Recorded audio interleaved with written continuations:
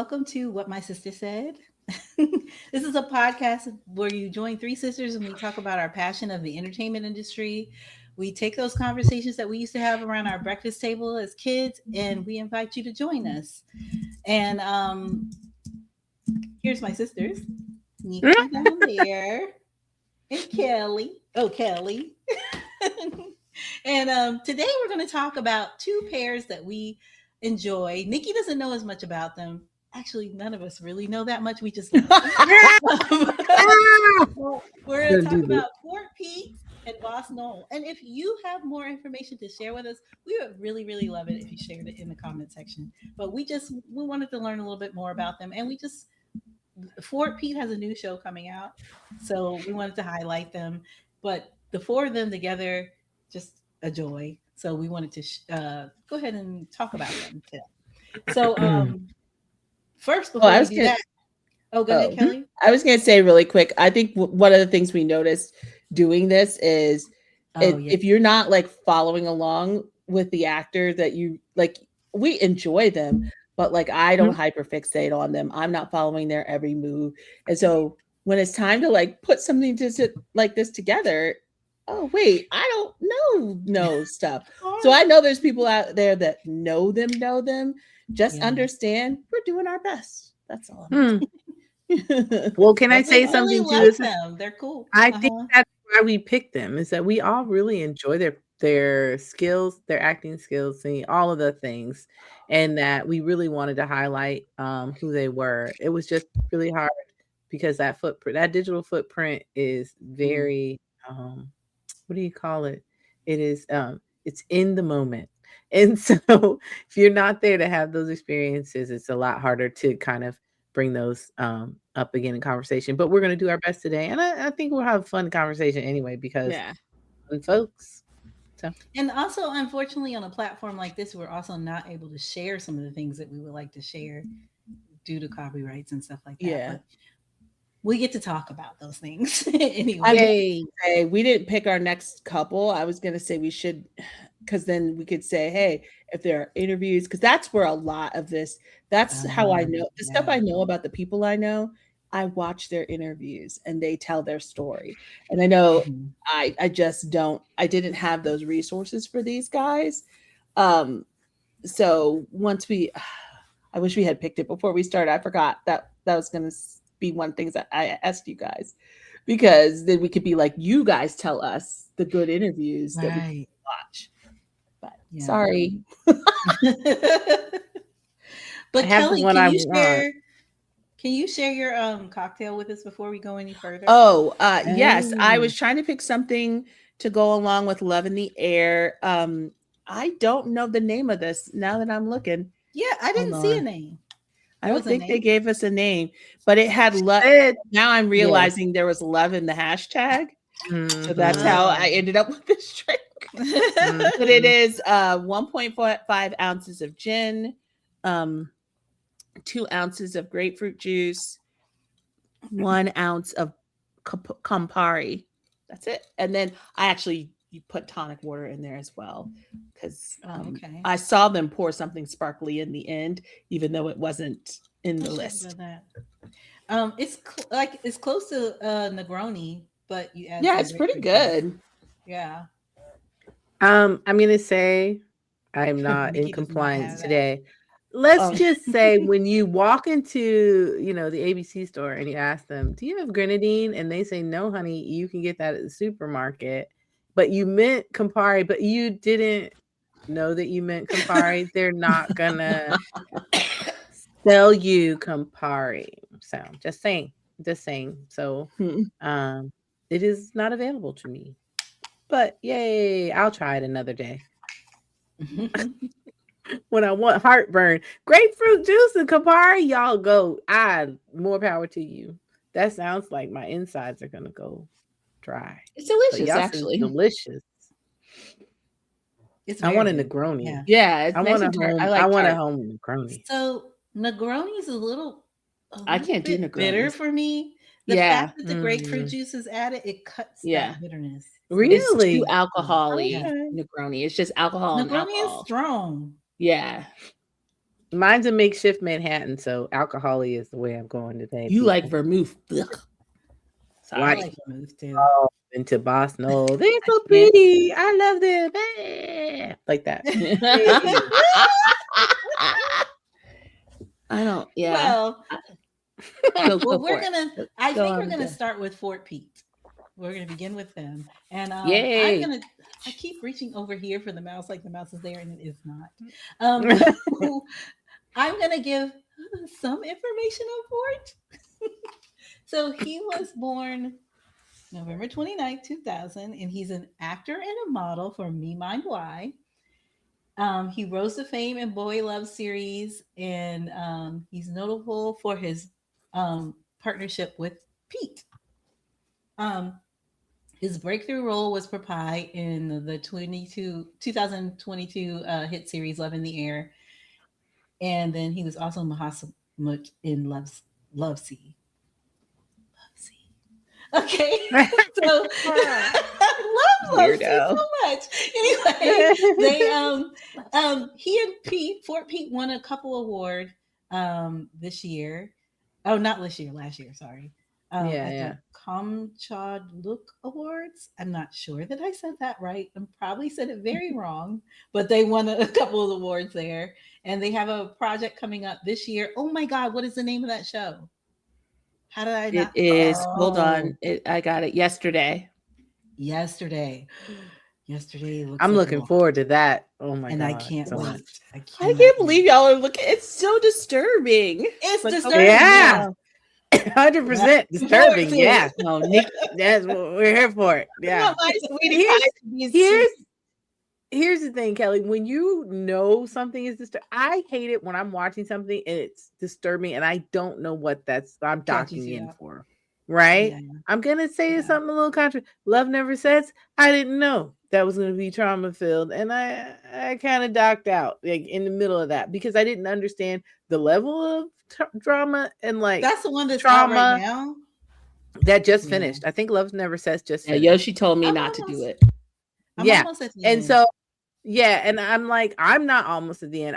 I tapped out because I was like, you know what? I tapped out too and came back. But I don't like it when you're doing that, like when you don't tell me. But they've said it. It's in the trailer. I know what I need to prepare for to get ready for it. So I'm stealing myself, and then I'm gonna take it in because it's FortPeat, that part. So. I mean, I'm watching it, but I'm not excited about it. That's all I'm not excited. That's what I need you to take in. I still need you to take in Lovesea, but it's okay. I'm sorry. It's been it's been some hard weeks at work. Okay. Go ahead. Fort studied at the Faculty of Engineering, Industrial, Electrical, and Energy at King Mongkut's University of Technology in North Bangkok. We're not going to talk about his physical attributes.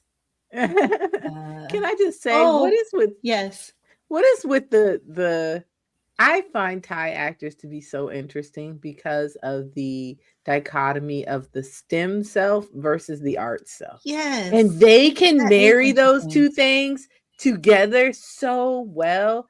Because I thought about it, like today we were talking about my kids and somebody asked a question, oh yeah, mommy was like, I saw these robots and they were fighting and I know the kids will love it. And I was like, they might love that, but they don't.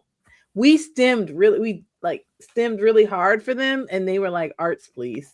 Like it coexists, but it doesn't coexist like that. Like it's very interesting to me. I remember when I was in school for education that they often talked about how important the arts were for STEM. For STEM like that, folks, right? Yes. And I remember my favorite subject outside of music was math.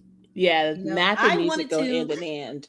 Right. I wanted to be a math major, and then mom pushed me into music because she didn't get to be a music major. Which is crazy. Who pushes their child into music? But anyway, like I'd be making a little bit more money, I think, if I was a band Let's major. just But say anyway, Vivian had some Jackson 5 dreams she didn't get realized up in Yeah. that tip.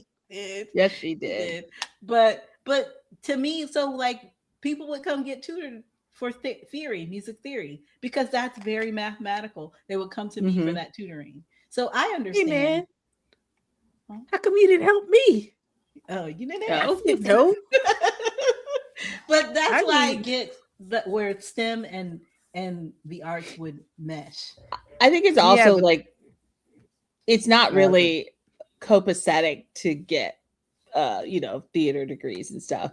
Like oh they no. have to have this backup plan to get okay to do what they're doing. And I think that basically. happens like with Korean actors and actresses too. But I do think in Thailand it's very unique, the idea of the grind, right? And the idea of the backup. Mhm. Like you have to, and they're like, I'm acting right now, but my backup plan is to be a doctor. You know, it's like Right. that's a backup. And it's Okay, but honey. it's Like not even just a backup, it's usually going simultaneously. yes, The backup is simultaneously. in effect. It's That is wild. wild, but it's So smart.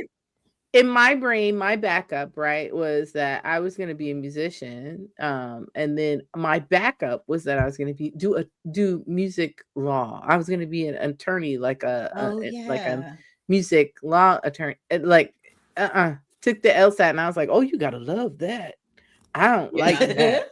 Like that's the thing. So that's like that I think that's kind I of colors forgot you my took the idea. LSAT. That's crazy. So hold up. So we're talking I about didn't how do you bad. were in music and your backup was law. But what are you doing now?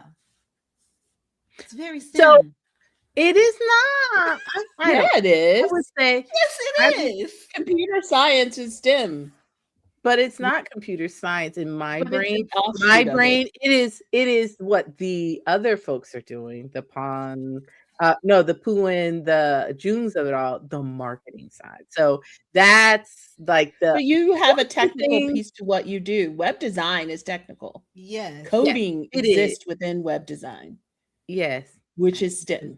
As little as Which is STEM. It doesn't matter. You're still doing it. but, I was like, but yes. Backup Fort. That's right. Fort. Who are we talking about? I'm sorry. I was trying to. Yeah, I was we just were trying to being go conversational. deep. You're I was so right. deep You're right. diving into You're that. deep diving in, but I just want to say that you just made There's your own still point. some bourbon in here. That's all I'm saying. You made your own point that people who are in the arts also have some STEM brains going on. We're both. Some of us are both braining it. Both sides. That's right. Both braining. Both sides. I wish I could. And I feel very much like Anwi and I need to have a conversation after this because I had a lot of music theory issues, and I think that I had a resource right there, and nobody let me know. Didn't know you needed it. Oh wow! I went to randos for help, and you could have helped. Sorry. Okay, all right. I'm done. Okay, so here's because you made that point, I also want to point out. So he's a CEO of Trophy, a fashion brand, and he started his own management company, Kickstart, which Kickstart TH. I don't know how to say all that, but anyway, it's interesting to me as well that a lot of these folks are very business minded.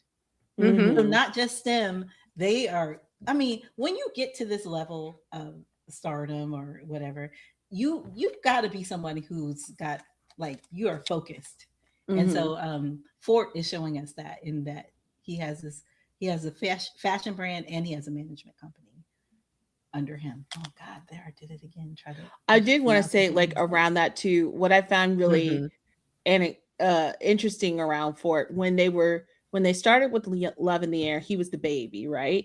And we've seen Fort, he has kind of this giggly, cute little persona.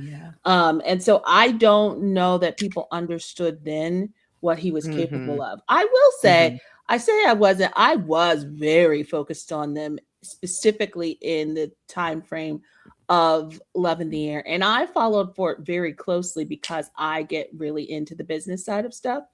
And I remember, this is so random, but Pete was doing a live And people just thought Pete and Fort were so polar opposites. And he was doing this live, and he was in an office space with Fort.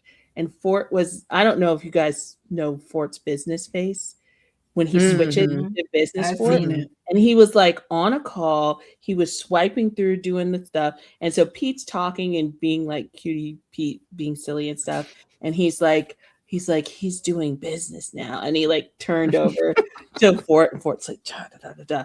And then he started talking about like how much he respected his work ethic and how like smart he is. And he says, people think that we wouldn't have a lot in common, but we had like similar things, but they didn't have the same major. I thought he said they did, but it doesn't look like they did. But whatever they were doing in that major was similar. And so he was saying how he's older, so he can help Fort with school, and they're like both foodies and everything. But it was the first time I had seen Fort in that light because of how Pete views him. And I was like, and then I watched him blossom in his career. Because you're the one who made me realize how powerful Fort was. Like, he is serious. Yeah. And he was the first one to really start putting his pieces together, even though it was, Shannon and I would watch that group, because that group has been very interesting over time, because it's Fort, then Boss is the second youngest, or the little older than Fort. And then I think the oldest is actually, Noel the oldest? No. Or is it Pete? No, I thought Pete was the oldest. I think Pete is the oldest. I think Noel's the oldest out of all of them, right? But when they would move as a unit, and it was so interesting to me because Boss really is the one that manages that. You can tell they defer to him when they're together, but it made me respect Fort a little bit more, because it shows he was deferring power to Boss. Because when you look at Fort in his space, he is running everything. Like, he is the businessman of the group. Sorry, I went on a tangent, but yeah. No, I think that was a good tangent. And I will say, hey everybody, I know something, because I know people. Yay! Hey, Nikki knows Go, something. Nikki, go. What do you know? And I was gonna say, like, I think in terms of we always, like to go back to our journey of BL. I want to say I started with the sign. So, Billy Babe will always be my OGs. And then I went to Kim Porsche. And I think close behind that was Love in the Air. Because at the time, those were the linchpin, the hot button ones. I don't know how much what my recommendations would be today versus what people like to throw at folks. I think half of the time is for shock value, but what people like to throw at folks, which is annoying, would be the same. Yes, it's very annoying, but I do think that it was a good introduction to these two pairs, and they did an excellent job with the work that they were given to do. So I respected them out the gate. So anyway, because I don't know if I would have enjoyed that story with different pairs.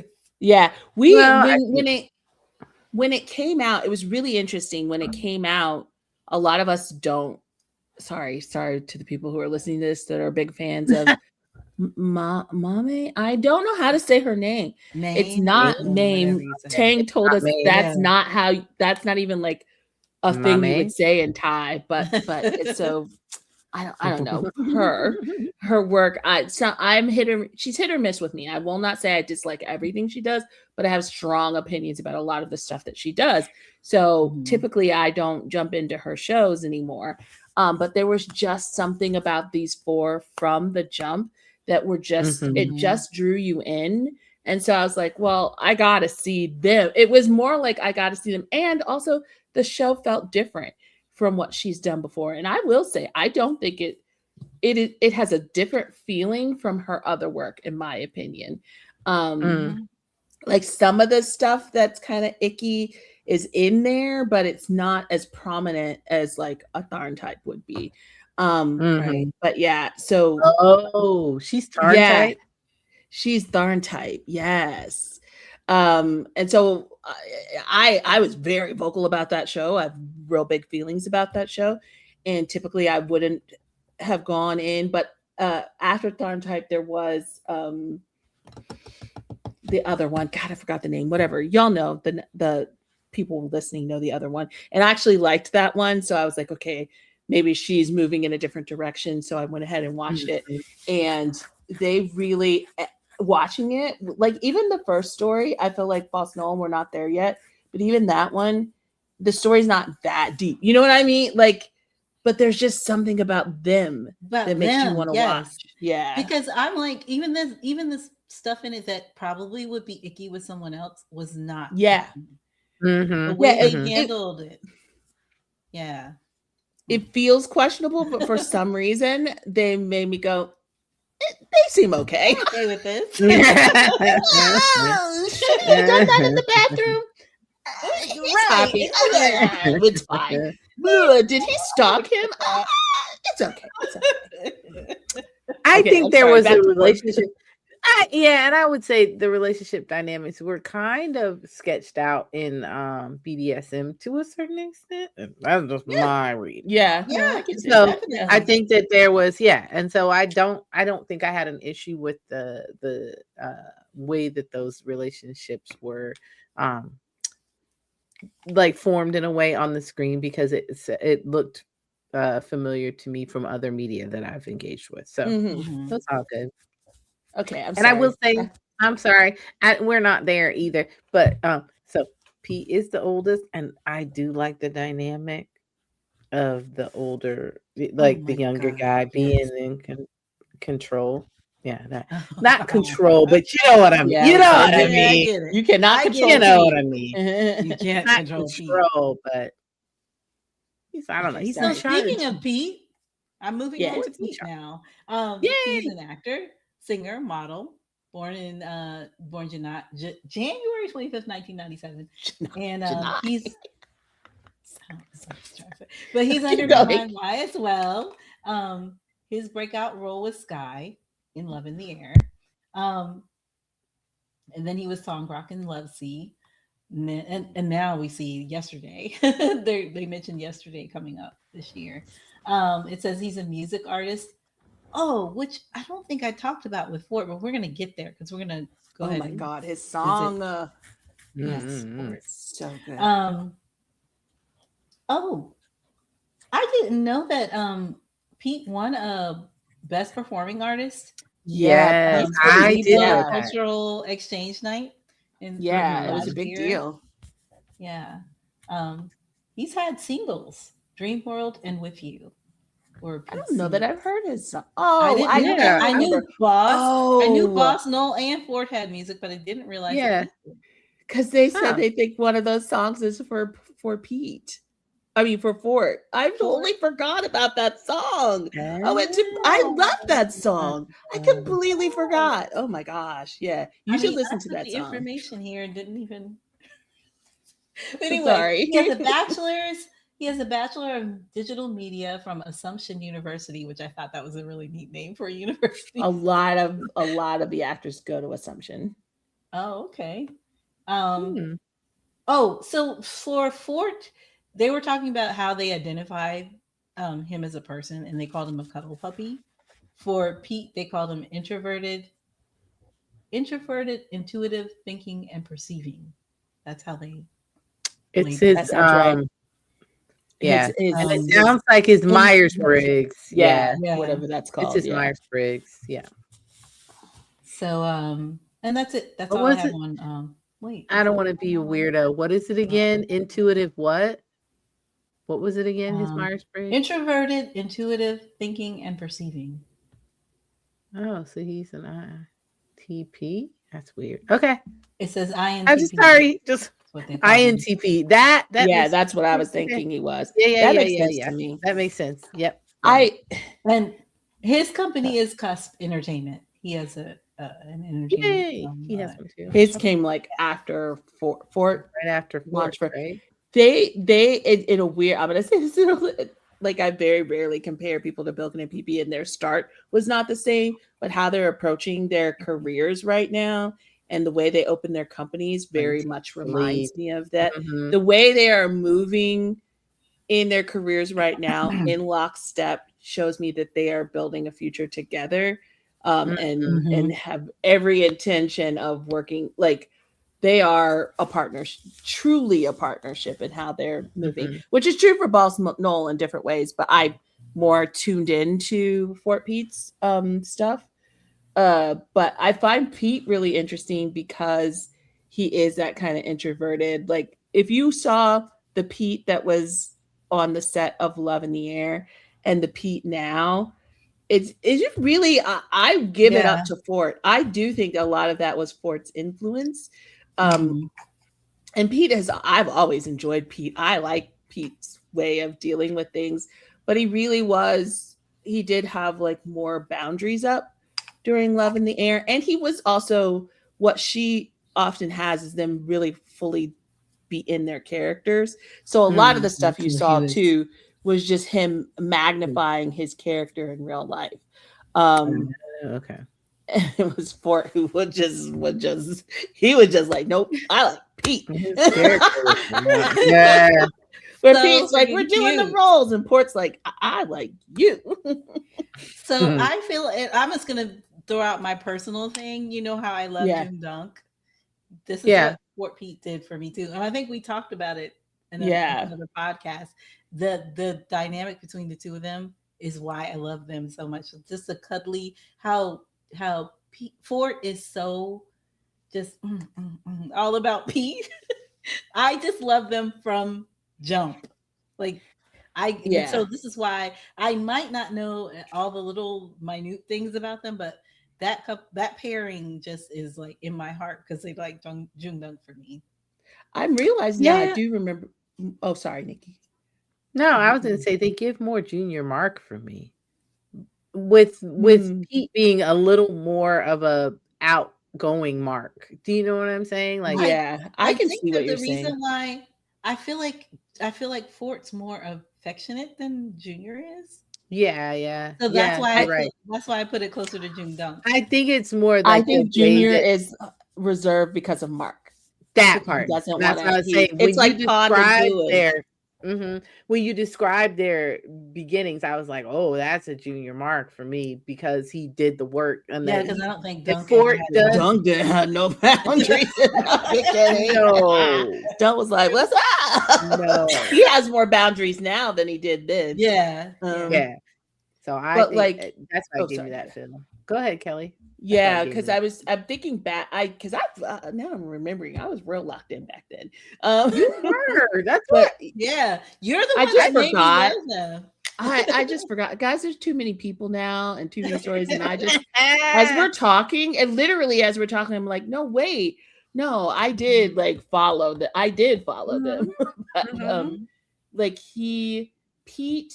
One of Pete's things. So one of my favorite things, like that, where I was like, no, Fort means business, because Fort was always pursuing Pete, and you could look at it as a show thing or something else, but he was always pursuing Pete, and that was kind of their dynamic. They're both foodies, so they, and he understood Pete loves to eat, so he's like, if I give him food and I, take care of him, do the acts of service and feed him, these are the ways to Pete's heart. And he was not wrong. And Pete, straight up, I remember they were on a plane or something, and he was like, take me to eat and I'll be happy. Like, those are the ways. But also, Pete was basically like, if you want to pursue me, you have to do these things, and Fort took him for it. Like, I can't remember. Somebody's going to be like screaming it at the screen. I'm so sorry. I don't remember.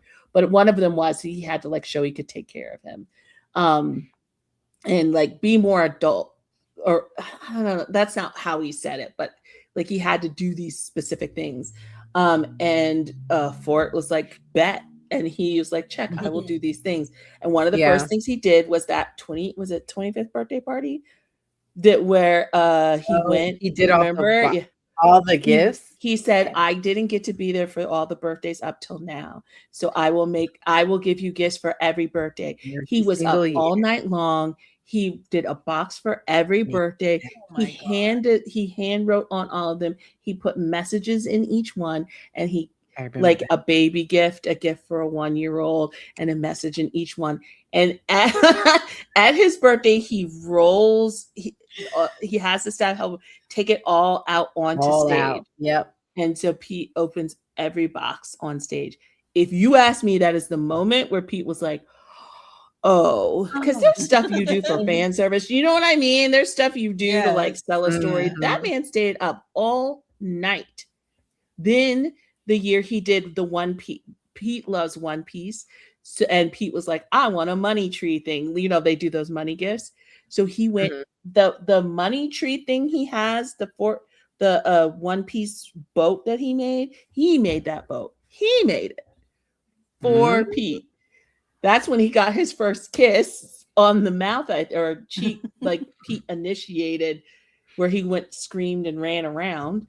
And then he, the big figurine One Piece, like almost life-size One Piece figurine thing, he put that together for Pete. Like, he gives Pete's the best gifts. But then Pete turned around and Pete's family makes these like figurine thingies. I forget. But what is it called? Music boxes. So was it last year or the year before? Pete handmade a music box of their family. So it's his dog, it's Fort's dogs. He made a music box of their family and it's you can see how he always does circus theme. Fort does. Yeah. So it was circus themed. And I forget the song that played. They're very thoughtful, and they're like Max Nat to me in the way they're so I was gonna say thoughtful. that's how Max Nat. It totally made me think of Max Nat. They're really thoughtful in the gifts they give each other, and there's very intentional. And Fort has been putting in work for years. So all the snuggling, the way that Pete lets him kiss on him, Pete sits on him. Like, the staff was like, there are chairs. The yesterday staff, I was just watching a whole edit of their chairs, and Fort's like, but I'm what's your chair, point? basically. Yeah, he's like I'm the chair. This is where I sit. They like, it just took a lot of work. I am fascinated by Fort's work, and then Fort built that house, and I'm telling you, I really do believe he wanted that man to move in with him, the same way Perth is trying to get Santa in his house.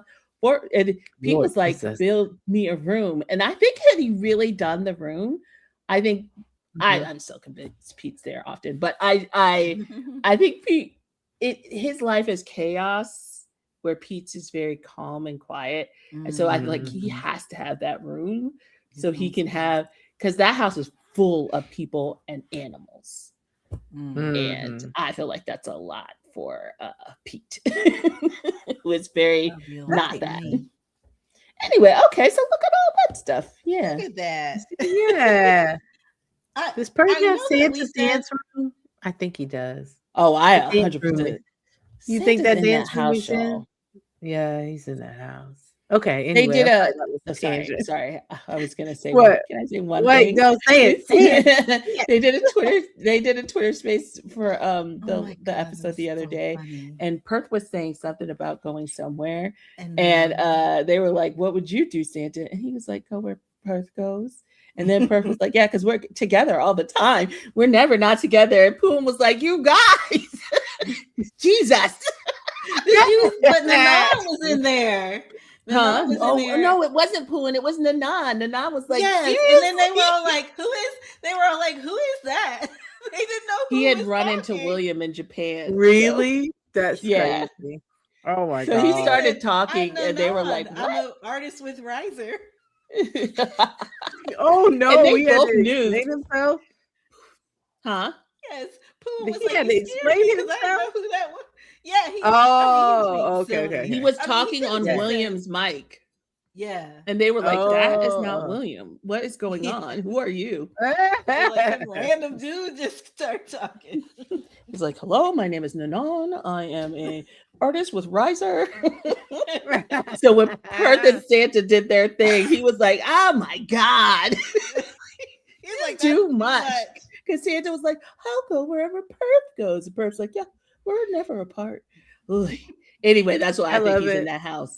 I love it when the old fogies chime in and are like, oh my God, shut up. Enough of that noise. But yeah, I'm like, oh no, Fort's building a new house now. So I also loved when he was building that house. He showed us if you go on YouTube, he did a walkthrough. He takes you. There are vlogs that take you through the process. I like seeing that man like digging out his pool. He did a lot of that work himself. He planting the garden. He talks through everything. He is very hands-on. He is very. When you watch him in work, you're like, oh, that's how he knew Pete was an option. Because he was like, oh, I know who I actually am.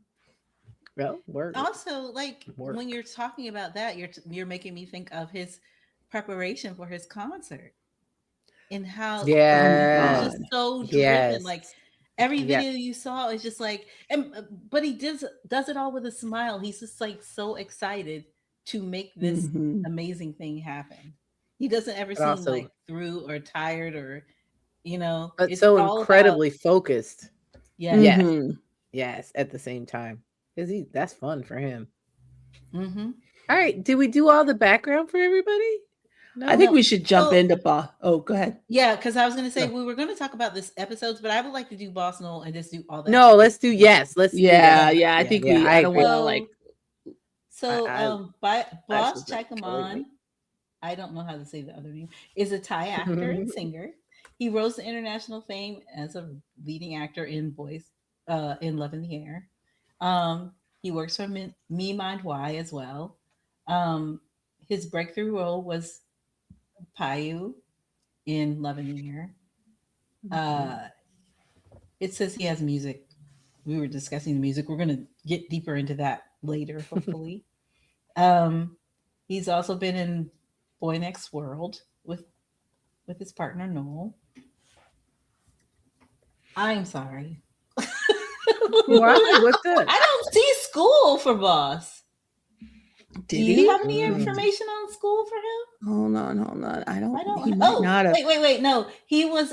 He's currently studying in comm arts at Bangkok University. That's what it says. I don't know when this was written though, so I don't know if he's still currently studying. But he was in comm arts at Bangkok University. And so then let's go to Noel. I don't have any kind of like businesses or anything for Boss. They both have businesses. Do you have information on that? Yes. Hold on. No. Oh no.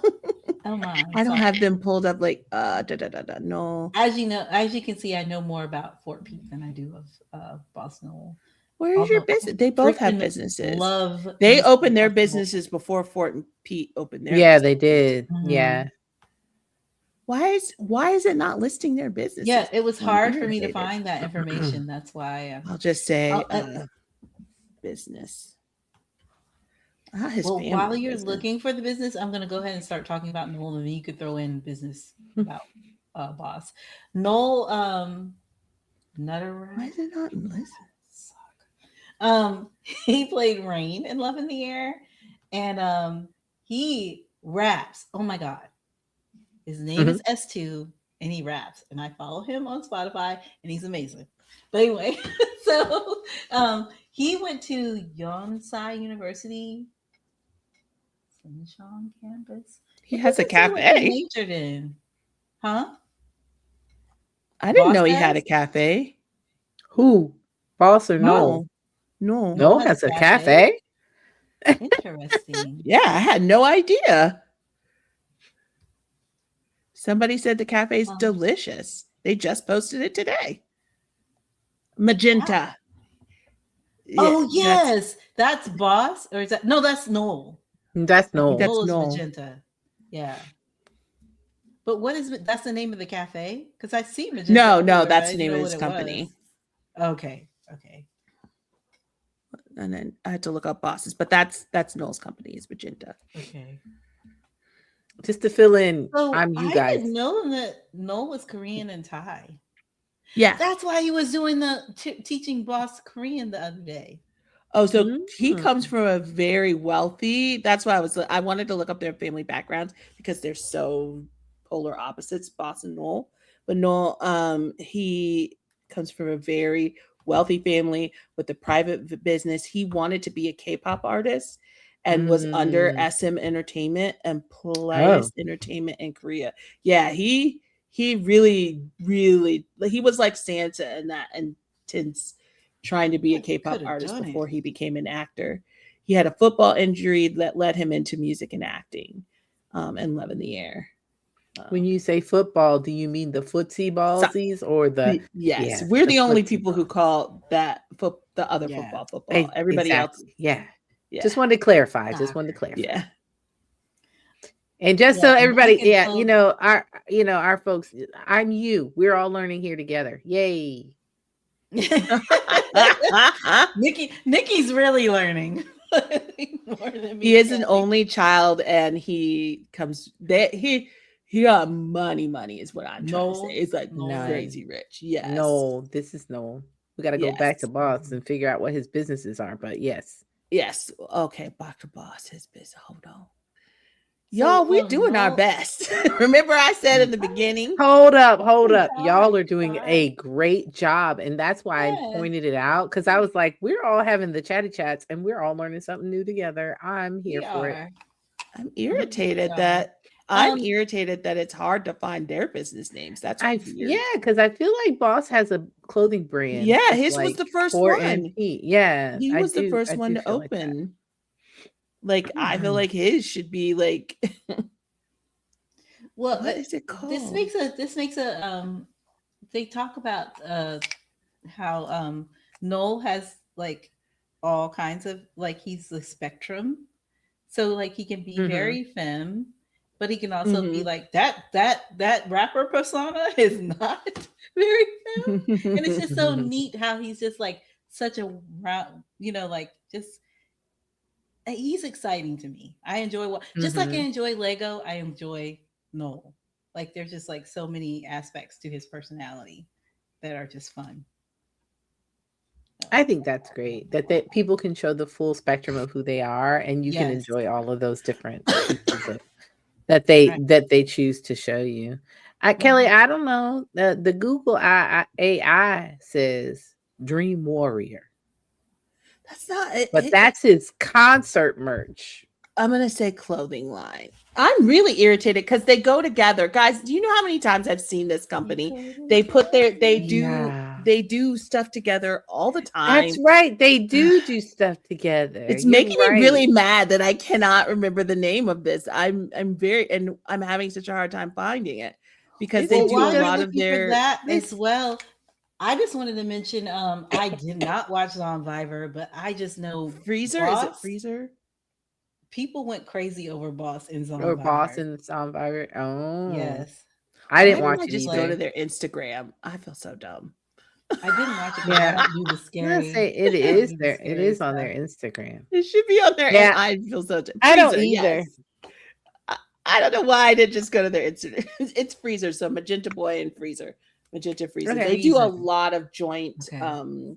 They do a lot of collaboration. Promotion. So before, like FortPeat are doing that now, but BossNoeul were doing that first, and they help each other all the time. They are also very much in lockstep with each other, and the way Noel comes from this very wealthy, rich family, Boss is the opposite of that. He talks very openly about his father being sick and having a cancer diagnosis, the financial burden or the hardships that come from that, and how much they have struggled. And so everything big that happens for him is even bigger because like he talked, there's video. It makes me I hate how they record them in every aspect of the things they do, but there's a video of him overseas having meat, and it was like because they couldn't have meat. Have meat they didn't have enough money to have meat, and so he was crying eating this meat, and people don't understand where those tears are coming from, and it's because he's been through so much. I remember his birthday concert, still one of my favorite things. One of his first birthday concerts, and his parents were there, and he did charity event, like he tied it to a charity event for like cancer research, I believe. Like he is very resilient. he has been through a lot, but it also kind of, part of me feels like that leadership role that he takes on is because he's like, I can't take any chances. I got to make sure everything we do works, but so he is often the one like running the show for a lot of this stuff. To me, when I watch the four of them, I feel like they often defer to him.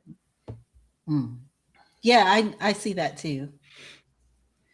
Okay, so now I want to jump to favorite episodes. I don't know if you guys have anything to say on that, but I listed some of my favorite episodes from I'm sure we can their shows. Chime in. So we're gonna start with Love in the Air, and one of my favorite episode for you got my Google. Yeah, you don't do that. Is that your Google? That's my Google. Oh, there's a baby there. Yeah, it's like just go to the next thing. Yeah, just keep it rolling. I don't know how to. What do you mean? It's not. Go over. See that? Yeah. Picture. Here, I'll remove it. Go to the next thing. Okay, thank you. Go to the next thing. I'm trying to think of what the scene is. Oh, it's so hard to move this screen. Oh, we thought they were in order. Sorry, we thought it was going to be easier with me, but it's not because I don't know how to scroll on this thing. No. This is why I don't want to do this. Hey guys, how are you doing today? Okay, while she's doing that. Go. I got it. I know. Oh wait, no, I don't got it. You ready? No, I'm not ready. Go ahead. I was trying to see if there's more BossNoeul stuff we didn't talk about. I do got it. Oh, okay. I do love, since we're talking about Love in the Air, one of my favorite things is their audition tape and how it was instant and Boss was like, that one for Noel. Really? Yes. Because he was like, their chemistry was immediate.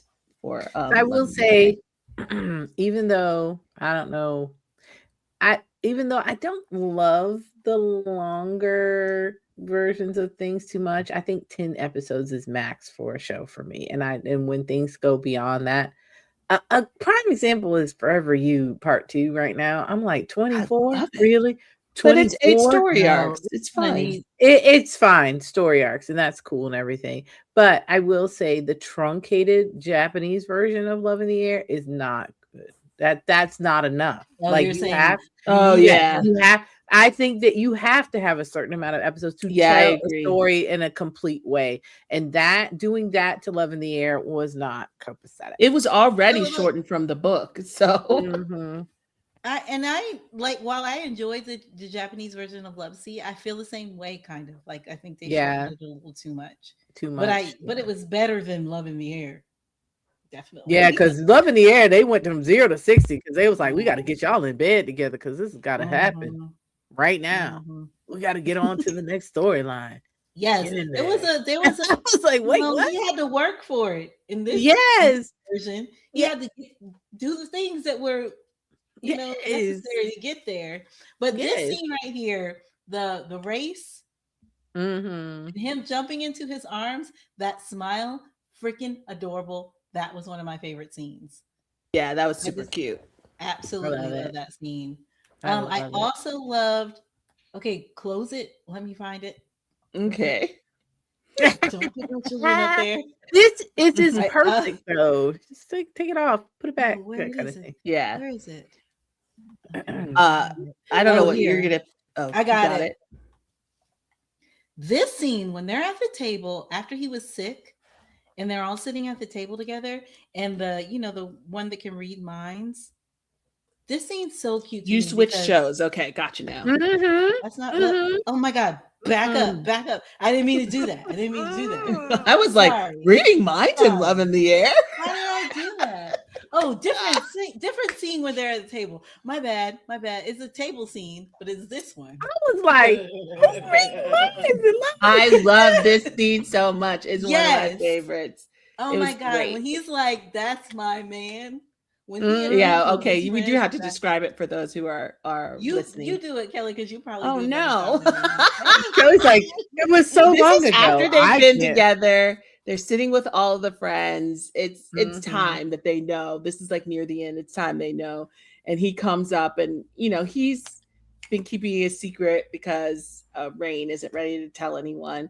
And basically he announces they're together and he proudly says it, which, you know, Payu is very happy about. Very. And then the way the friends are like, wait, what? I think I have a picture of their wait what. Hold on. I don't want to go back. Oh, did I share their wait what? I didn't. Yeah. Never mind. Oh, I don't think I shared their wait what. It's not there. Okay. Yes, but it's so freaking cute because they're just it's like really, really cute. And then the one that likes Payu, he's like, no. Oh yeah. Yeah, I forgot about him. There was something when I was actually a huge advocate for the show, which was weird because I don't particularly care for her, but I was getting mad at people there were a lot of people who were dismissing the series because there wasn't a lot of plot. It was like the first half wasn't like heavy story. And I was like, it didn't matter to me. They carried it. The chemistry between BossNoeul, it felt good to watch them. I don't know what it was about it, but it felt great to watch them. So well, that's it established this as I actually didn't like as much story as happened in the second one because I thought these were character studies of relationships getting together. That's the only way I read it.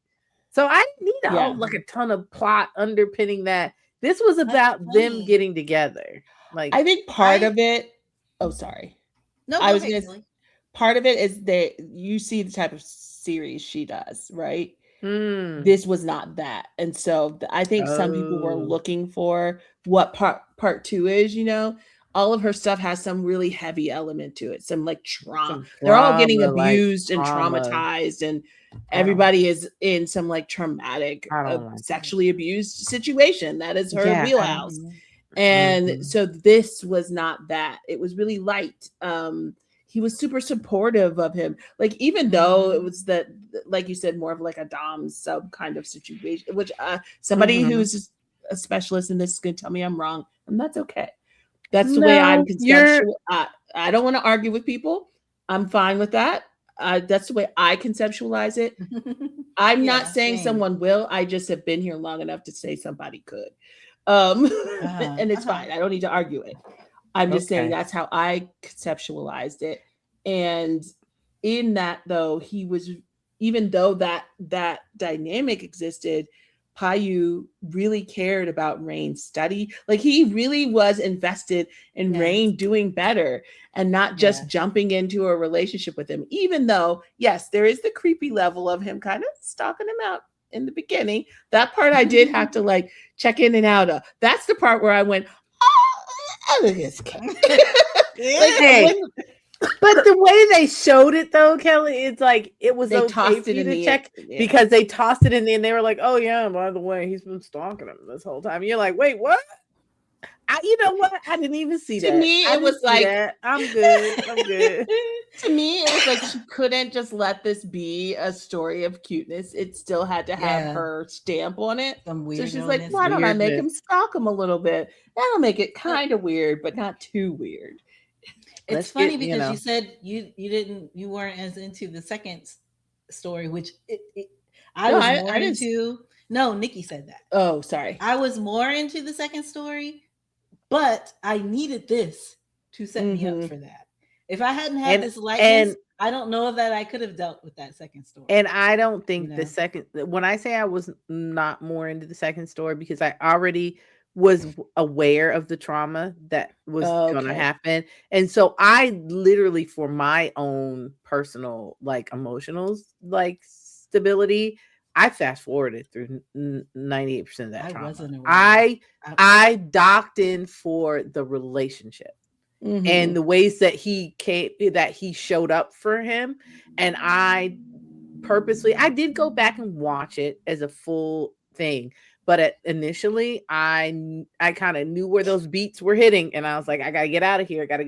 And really docked in for the relationship, and then went back for the full breadth of it because of the way that he docked in for him in that So relationship. since we're talking about that, go ahead, Kelly. Go ahead, Kelly. Just one of the things that frustrated me, I remember when watching it in real time. Another thing about her as a writer and the show she does, she really does assume we all read those books. So there's a lot from the books that we're not getting, that the context of, that she just assumes. Like she's built an entire universe, and a lot of people are fully immersed in that universe. Some of us are just watching shows. It's a very different experience. So Pete specifically got a lot of flack for his portrayal of that character. I was lucky enough to have people around me who had read the book, and this was one of the very few times where I honestly, for her shows, I will let you tell me stuff, because there's a whole bunch of lovesea ennui you totally missed that's from the book that sets them up as characters, their relationships, how they all connect. None of that was in the series. Any sense to do that? Yeah. But anyway, it helped me like lovesea more because I had people sit me down and they're like, "You want this?" I'm like, "Yes, tell me everything." So I understand what the heck's going on. So, anyways, for Pete in Love in the Air, the character couldn't tap into his emotions completely. So people complained about Pete not being able to cry, or he wasn't doing these. I know. I didn't have an issue with it, but I also understood that he was. Everyone who read the book said he was playing that character exactly as written. Like that, he was doing an excellent job, because that character was kind of dead, not like shut down of emotion. I think they're capable of crying. I think that characterization though was really borne out in the stone-faced cynicism that character portrays, right? And that's doubled down in the Japanese version. So I guess whoever had a problem with that in the Thai version also has a problem with it in the, because that it was far away. Guess, so by then they knew. No, I think my double down comment though is it's the right portrayal. Because that wouldn't have been doubled down if it wasn't the right portrayal that she was looking for in that character. But it totally read for me, because he was a mystery, and then all of a sudden you were like, oh, this is, so somebody that's the thing. Who can't do those, like docking to that emotion. In moving to Papai and Sky,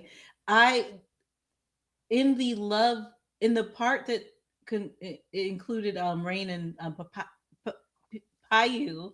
I thought that I loved Sky's character, the little eye rolls and like the knowledge, but not getting too deep into the feelings of it all. That character was so fun for me. And then watching someone try to pursue that person, I didn't know all the stuff you knew, right? I didn't get any background information. I loved that character from the get-go.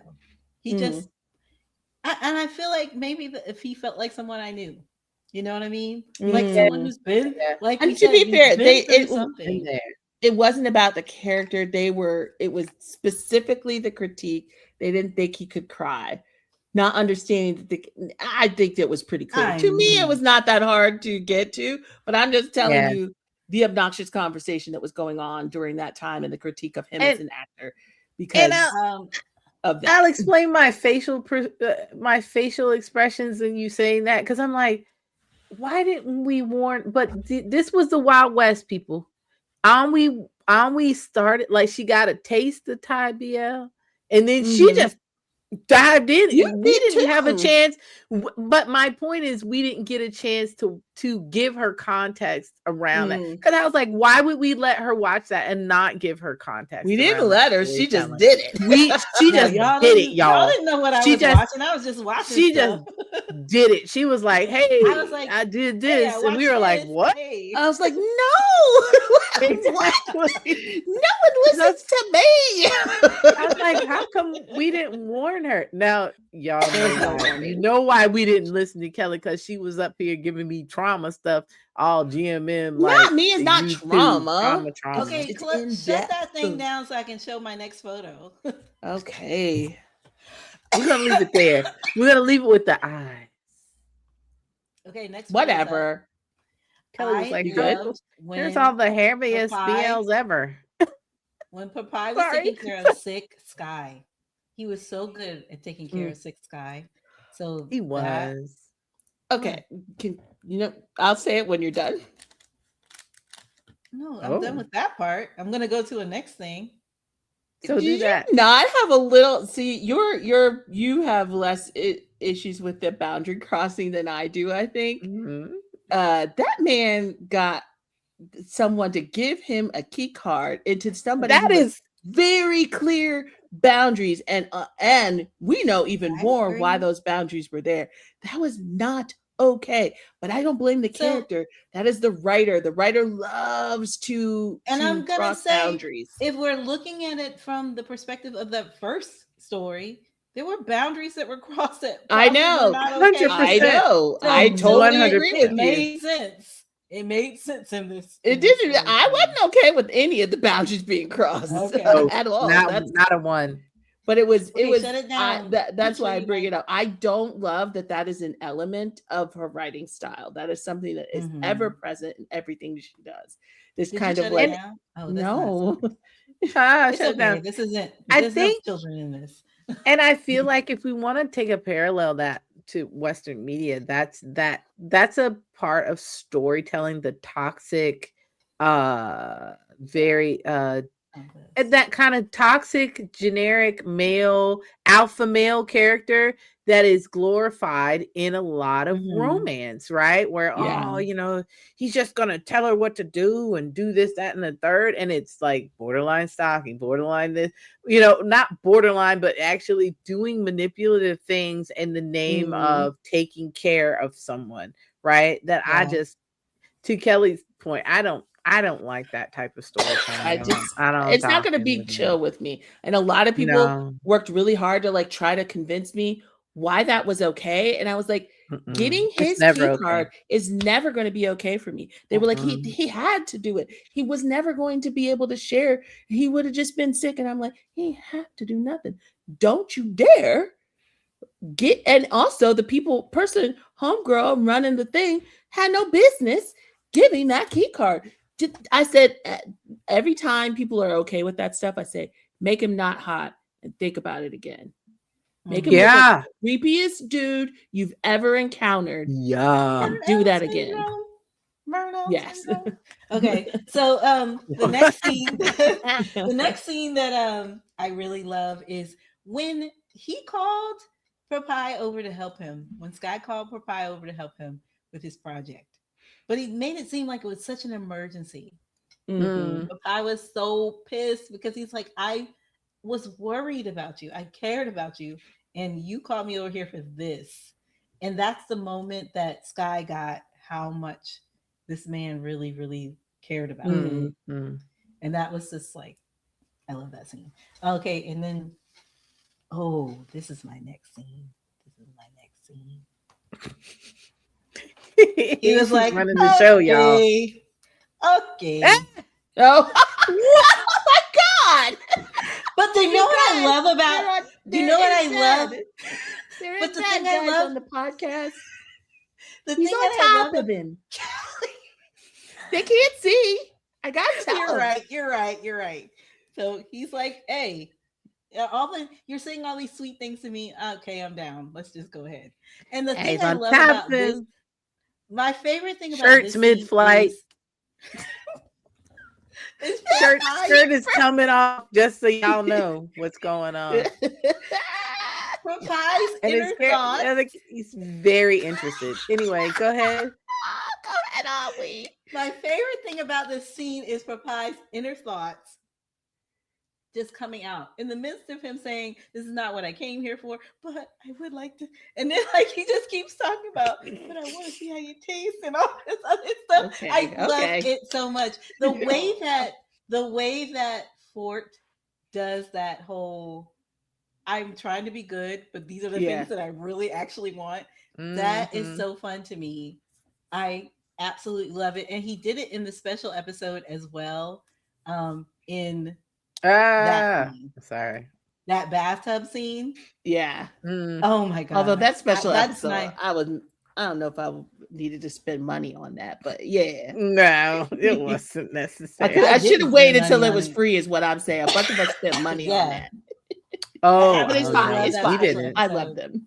We didn't. We Yes. didn't. We got there too No, late. I That's didn't cool. spend money on it. But yeah, Not like that scene money we was spitting on Top Form. God dang it. God damn. I spent so much money on Top Form. Oh, Top I Form. didn't even know. But anyway, but then also my other favorite scene. Ah, I'm sorry, I removed the wrong thing. she got rid of you, are we? And now we're all Jenga Uno reverse. Here, you want to go back to your us like spot? I feel like deck I'm of in the cards. same spot. I don't know where y'all were before. Yeah, you got reshuffled. you- Go ahead. you Go got ahead. Go ahead. Well, this was my favorite part of the special episode. Oh Lord. Rain's realization how much he loves role play and wants that man to drag Jesus Lord. and different things. That was so great to me.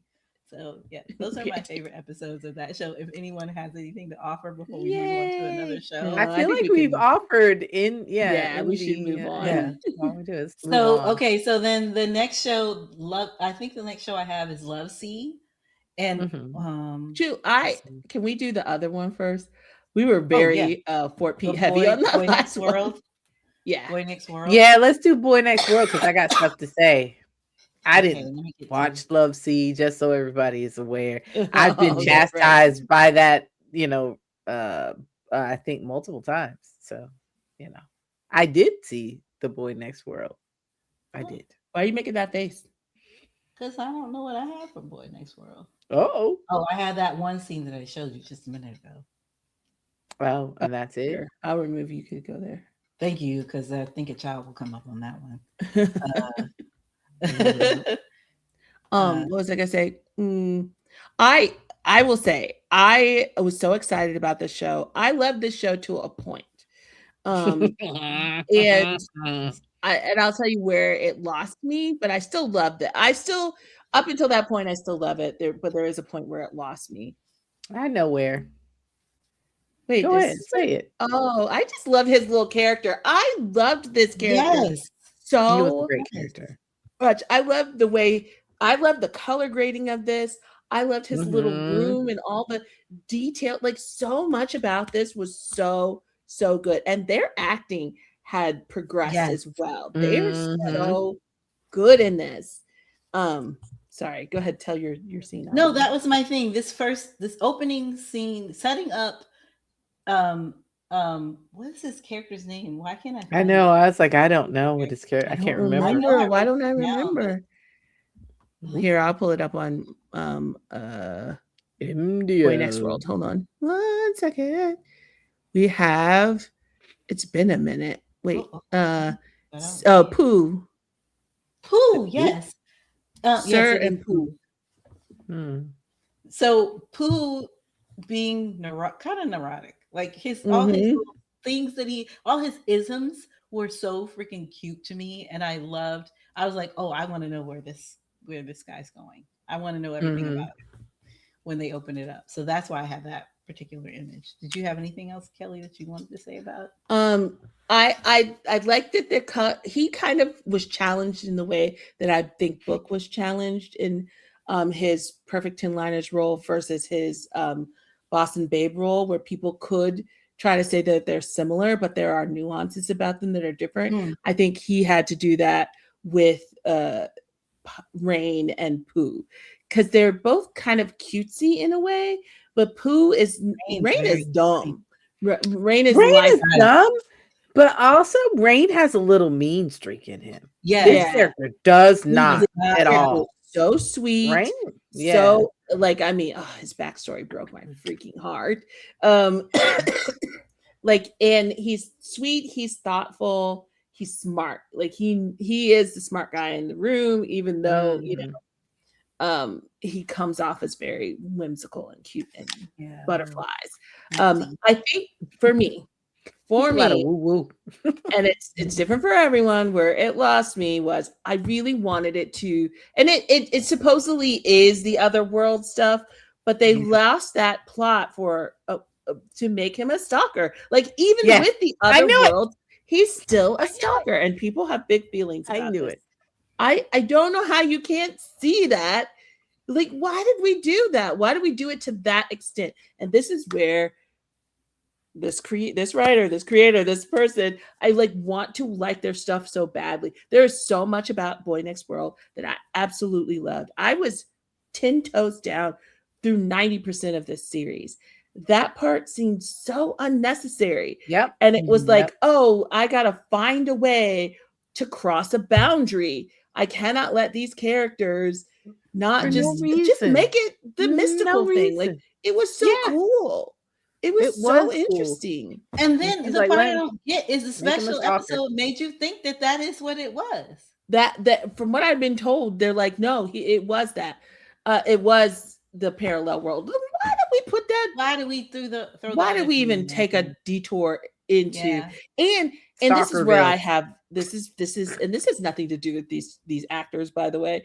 My issue is it's not just that you add these problematic pieces, but you romanticize them every single time. And I don't understand it. Like, why is Pooh got to be okay with it? Why is Pooh got to be like, yeah, you stalked me, but you love me, buddy, and we're just in. Like, he was horrified when he saw those pictures. That was some crazy town stuff that went down there, and we were just supposed to be like, beep, beep, beep, boop, boop. Love you. Well, we weren't even supposed to be like beep beep beep badoo. We were supposed to be like, that's proof that he really, really loves him. Because he that's right. Him. So we're supposed to take that in as like, no, that's real love, and that's where I take it back to that weird Western idea of like what that. Yeah, and I have people tell me that that is real love.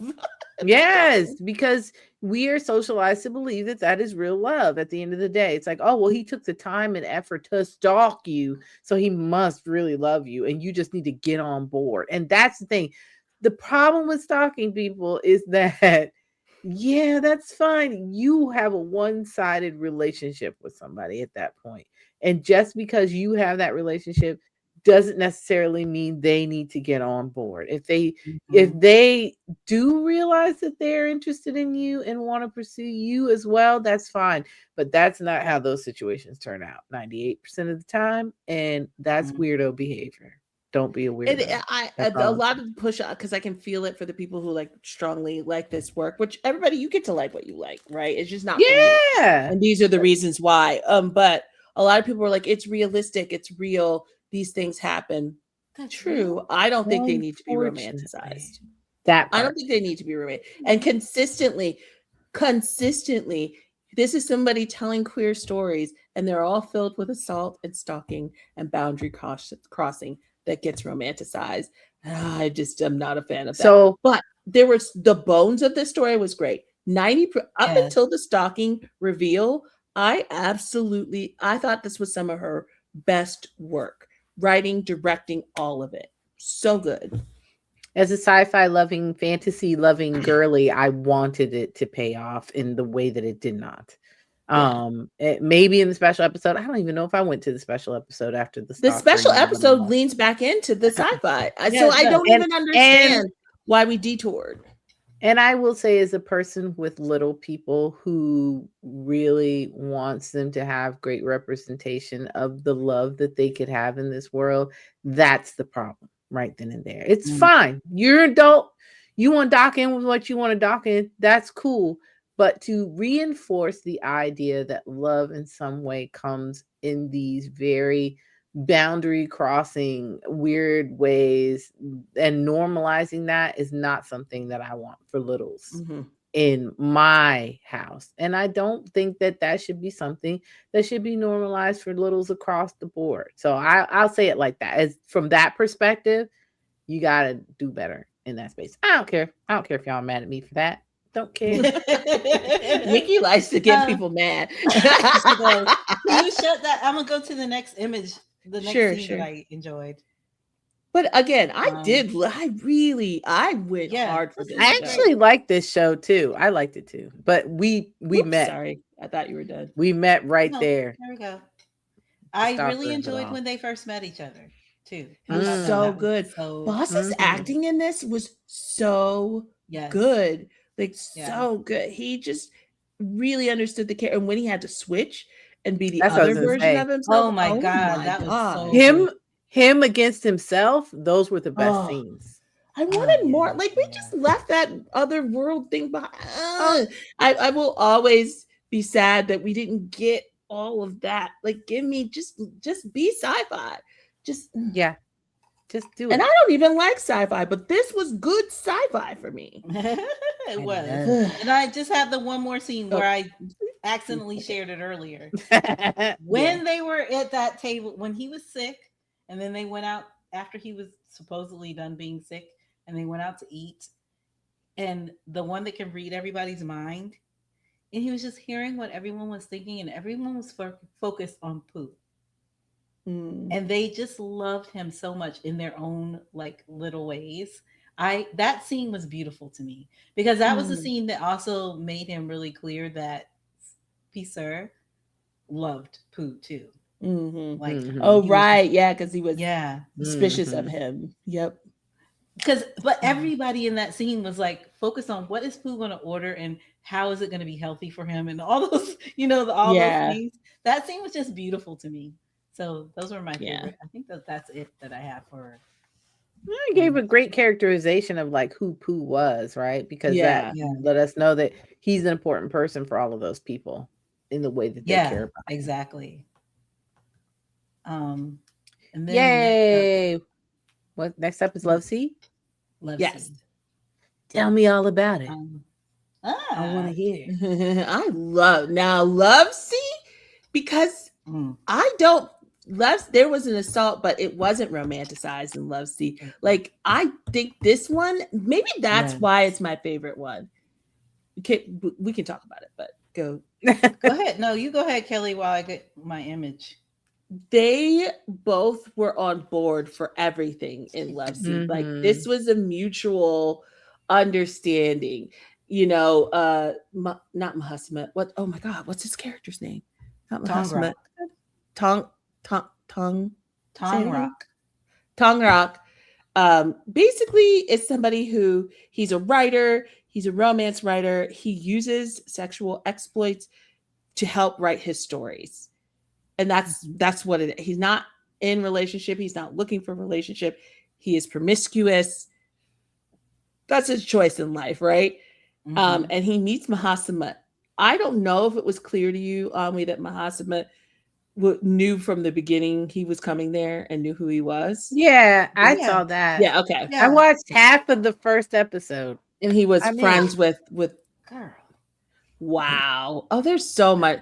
There's so much more to it. So good. It's so good. It's okay. We don't have to. So here's the thing. You guys can castigate me for not watching it, but here's why I didn't watch it. Because I watched half of the first episode and realized I need to dock in with this, and I didn't have the time to. That's fair. It wasn't a cursory watch it while I work kind of thing. So that's why I didn't get through it. To be honest. Yeah, that's true. That's true. Okay.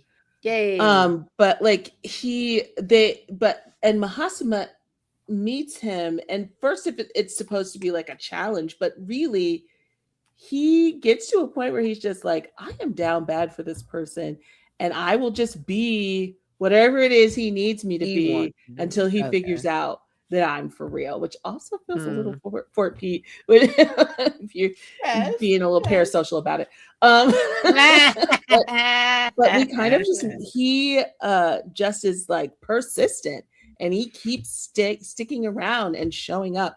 And so I like the fact that we had this highly sexually charged story that also was layered with so much like devotion and love. And that this to me was her best work to me. And I'm mad because it doesn't get the credit it deserves because she balanced those two things so well in a way that we don't typically see. And basically he's hired. He's his sugar daddy, like he's his rent boy or whatever. But Mahasima doesn't actually need this money. He doesn't actually. Wait, does he? He doesn't, right? he's there he because he does. wants to be. Right. Yeah. But he understands this is the only way he can be there, is Yeah. to meet wants to within be the close to this confines man. of what Yeah. Tongrok wants.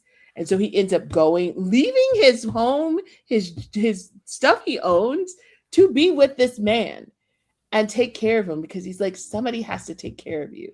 You need to can eat. see it so clearly. You need to, yeah. He's like, I am willing to give my everything to be what you need in this moment. But he also stands strong in the fact, like, I don't want to change who I am. You don't get to change me. Like, I am who I am. I might not fit the aesthetic of your life, but I will be me. And through that process, he really does continue to prove himself to Tongrok. Now you got me making, I don't want to rewatch it now. You should just watch it with us. Okay, although I don't know that I want to watch those sex scenes with you guys. Oh, Jesus. Maybe not. This is real intense. Are a lot.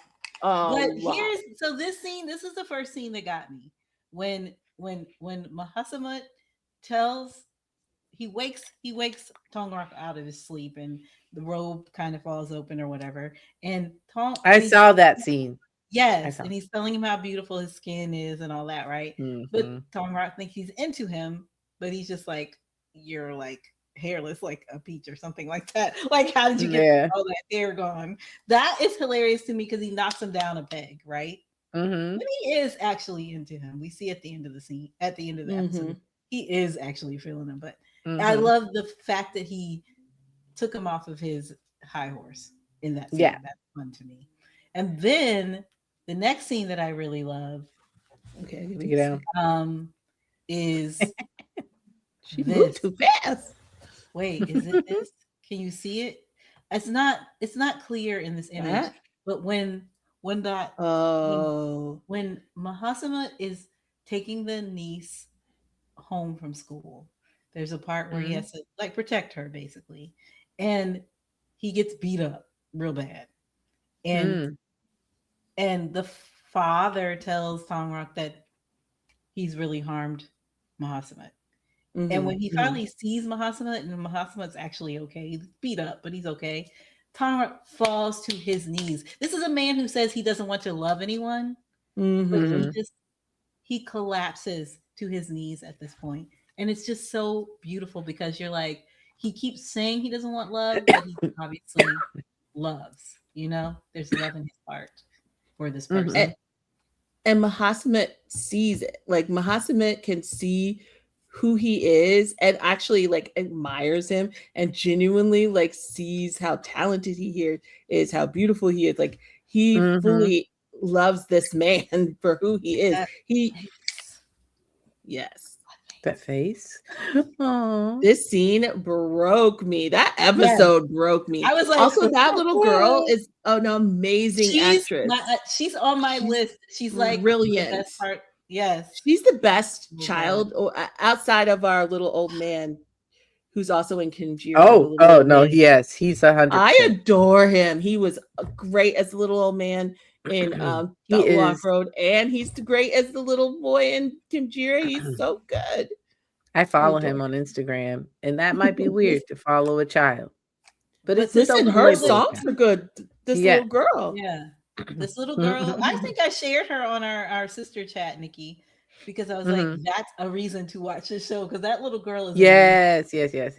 Oh man, I'm gonna end up. I gotta go to bed, but I'm about to. When we're done, good. It's so good. This series is so, and their connection, their chemistry, like the same way we said, Love in the Air, like, because it's them, both couples, it works.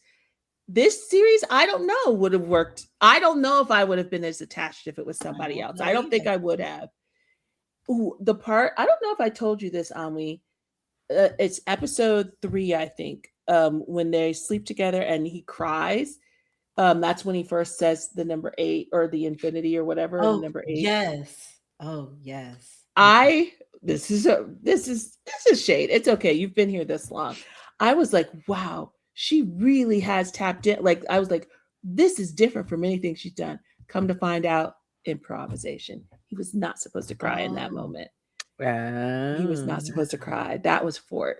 And I was like, well, that's the scene that locked me in. I'm going to give Nikki a pass too, because I was not locked in fully until that moment when I watched it. I was going to watch it because it's Fort Pete, and I'm going to watch to say I am that I get mad at people who are this person, but I am that person too. There's certain, if it's BossNoeul, I'm going to watch it. If it's Fort Pete, I'm going to watch it. Yes. I'm going to watch it. I may or may not be fully on board, but I'm going to watch it. And that's why we're here, kids. That's why we're here, right here. Because I'm going to say this. I suggested it. Do I know everything? No, I don't. But the lock-in that's happening on the other, by these other two, that's why we're here. But I also feel like, too, I'll say the difference between how we are and how I see some people right now being is we're equal opportunity lock-ins. I don't need to put somebody else down. I'm not upset if other people are around. The more the merrier. Give me We Are level cast. I don't care. But is Pompoon going to be there? Okay. I'm there because Pompoon are there, but I don't care if you have 16 other people. It doesn't take the experience away from me. I don't care. Right. Well, I think the way that we look at it is that the 16 other people are an opportunity for me to see some more good acting. Not an opportunity for me to tear somebody down. And I'm sorry, I was a little preoccupied. My old man, baby, is Udon. Udon. Just so you know. That's his name. I don't know what that is in real life. Yeah, no. Oh, that's his name. Oh, yes, that's his name. His name is Udon. I was like, I know I follow this baby. What that baby's name? I'm sorry. He's so great. I adore him. This is my last scene that I wanted to share. When they put it's up there already. Oh, it was up there already, Kelly. When they put Daddy in his place. Oh my God! Fort was amazing in this scene. This is the show, Nikki. Do you think Prapad made people fall in love with Fort? The way people were down bad for Fort after this series, he got people feeling some kind. They both did, because of this character for Pete. Yeah. This is, to me, this series put them in another level. And people became rabid about these two after this series. Because I'm not going to give you there's not many shows that I'm going to give you a hard time about having not watched. This one I'm gonna like keep pushing you, because it's just you so can keep good. pushing me. I will find time to watch it. It's a tight 10. I'm here for that. Yeah. I'm here for a tight 10, there's man. I love it. I was gonna say there's no wasted moment. There's some dips in 4 and 5. 4 and 5 dip. I will say 4 and 5, just stick it out. You'll get there. There was a moment, because Yoshi and I were watching together, and there was a moment we were like, we love Fort Pete, but maybe not this much, because it jumped the shark for a second, but it comes back. Okay. I can't remember why. I do have a criticism, and I'm sorry if people don't agree with me on this criticism. The GL couple, they drove me crazy. Could not stand them. You know where I like the GL couple? In the Japanese version. I need to watch that one. Maybe I need to do that. It was less. And you know what? Actually, that GL couple helped me go back to this version and enjoy it a little bit better. But initially, they drove me nuts. You know why I didn't like them? The stuff she typically does with the others. She did it to them. She did it to them. That's why I didn't like. She was like, fine, I'll just push all that toxic stuff into their relationship. That's why I didn't like. I was like, this show doesn't have that weird toxic stuff. And that's where she put it. I don't want them to be. I don't want this for either. Her. They're manipulative. The homegirl was manipulating her. Also, the other one kind of worked my nerves a little bit. It was a lot. Yes. You know who? Shannon. I honestly, after watching the Japanese version and then I went back to this one, it didn't irk me as bad. But people thought they were hilarious, so I was like, maybe I don't know funny that way. Hilarious. It didn't work for me, but it worked for some people. Being a lesbian, I was very disturbed by the behavior. Like bona fides. There's a lot of lying and manipulation. It was not a good time to me. But Well, I Oh, don't. well, I'm I not. realized I don't like that. The main story, though, Mahasima and Tangra, beautiful story. Love it. Okay. I will finish it, everybody. Like I said, I'm halfway through the first episode, but that's because I realized that I needed to really dock in, and I kept every day going, I haven't watched any more yet, and I don't have time to watch it, and that sucks. So I will try hard to find it, put it in my And schedule. I will say, I sit on two sides. I as much as I'm complaining about her, I've watched I think I've watched everything she's done.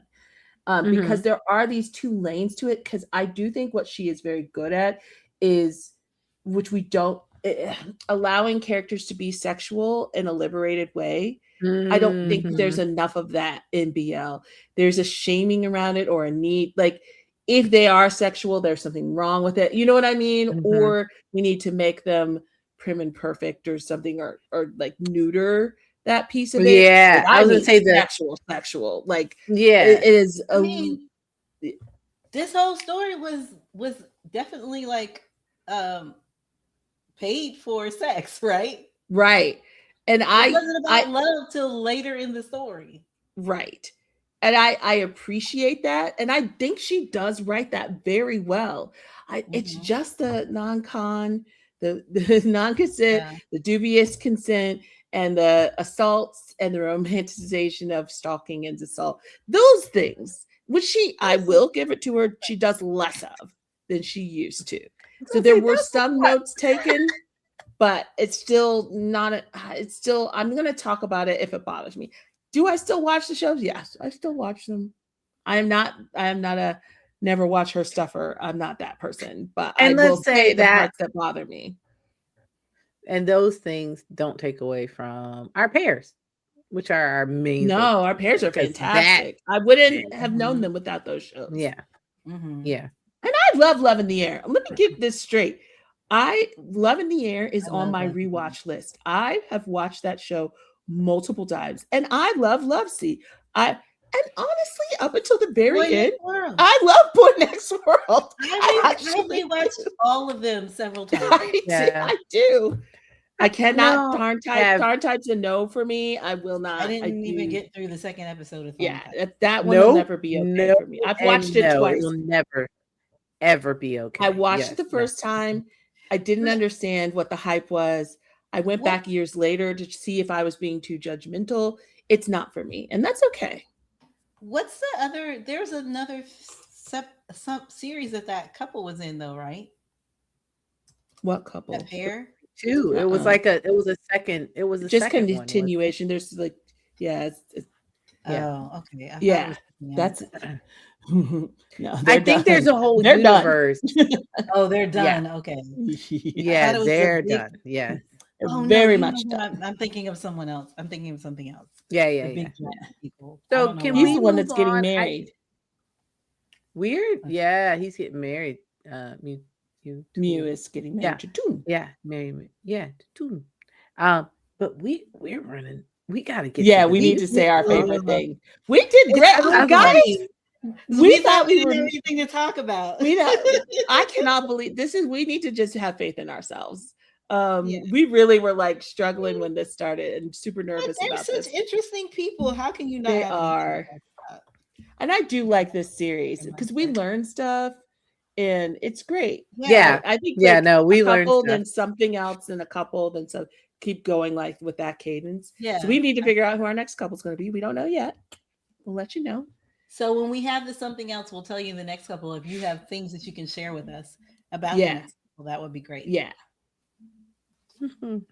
Okay. All right. Things that made us happy.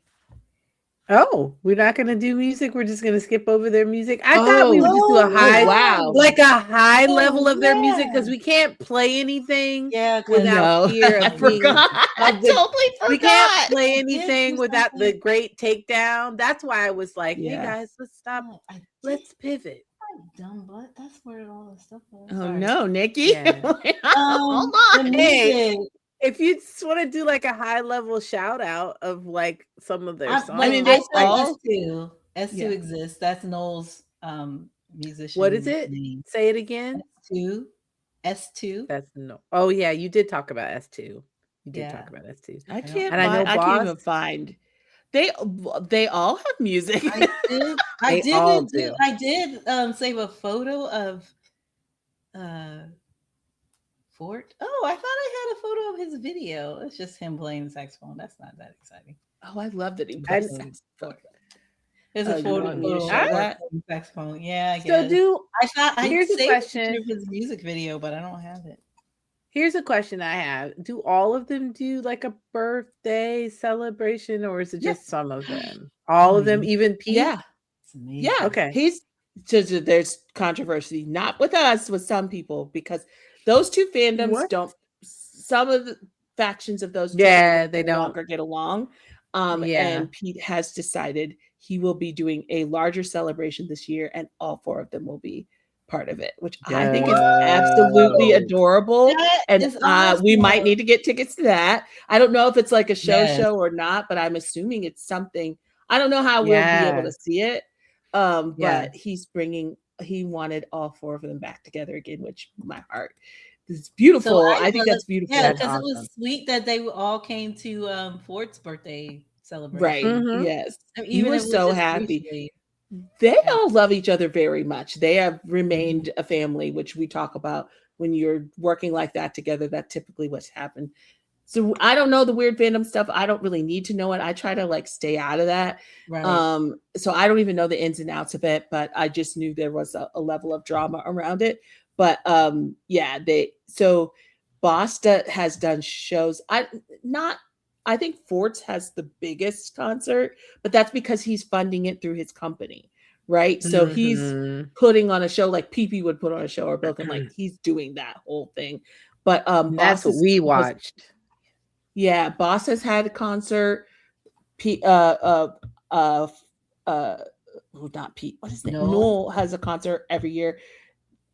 I love BossNoeul because they come when they come. It's I don't know. I'm just highly entertained by how they surprise each other.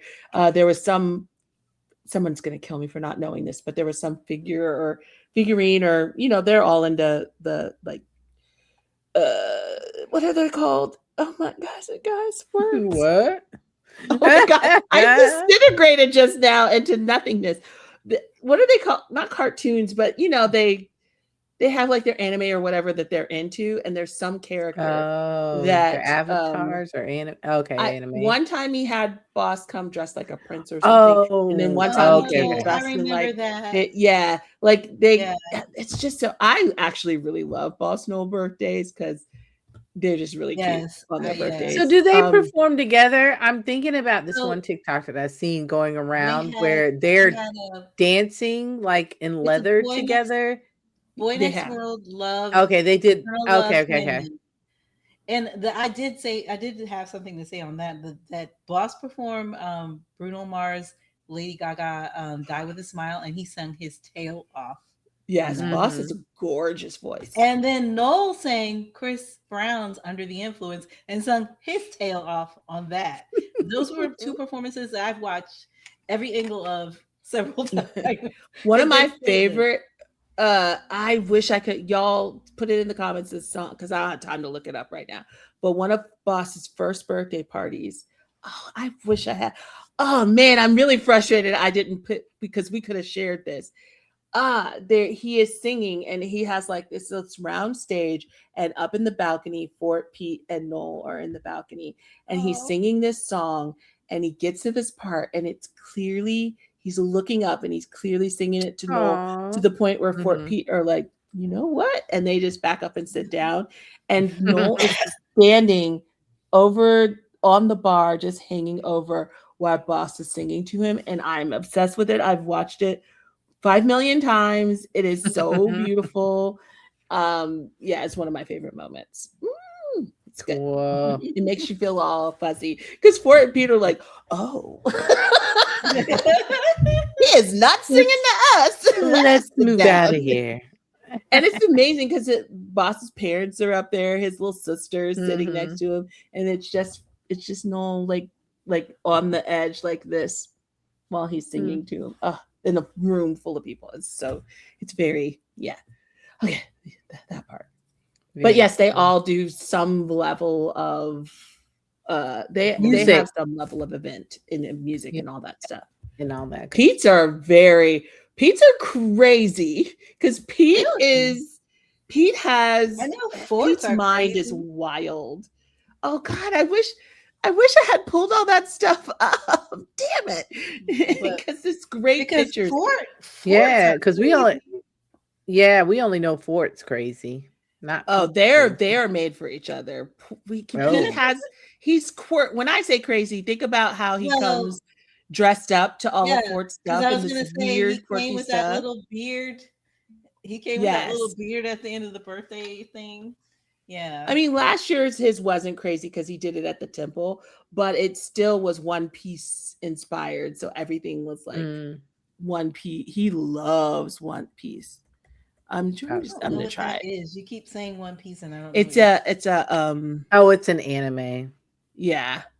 Try to see really quick if I can get it. You're nodding like, yeah, I understand. It's like a pirate themed anime. I haven't watched all. I started watching it, but I don't know.